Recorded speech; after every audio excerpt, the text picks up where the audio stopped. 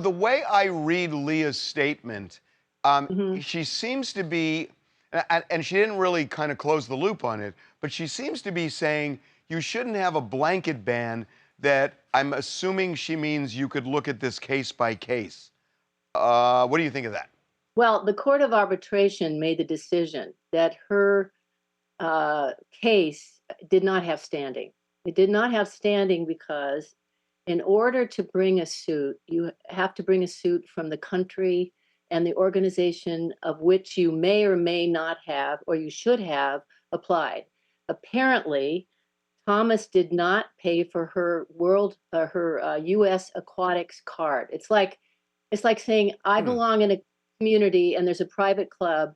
I don't belong to it, but I don't like the rules, so I am going to go to court and say the rules are unfair. U.S. Swimming and World Aquatics have bent over backwards to try to accommodate individuals who do not identify with their birth sex in the women's category.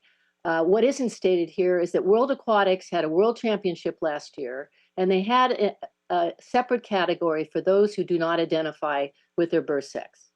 And nobody applied because males that identify as females and call themselves trans women want to say, I'm a woman for all instances, I belong in the women's category. How many athletes are we talking about that this would actually affect? We've been keeping track because the common thing is there are not that many. You're discriminating. It's not fair. We've been doing studies. There's over 1,000 podium spots in many sports, different sports, that have been taken by those that don't identify with their birth sex and enter the women's category. 1,000 spots just this last year. I didn't realize. That's way more than I thought, honestly. And I think we have to have compassion for many in the trans community that don't like this narrative because they just want to live their lives and be respected.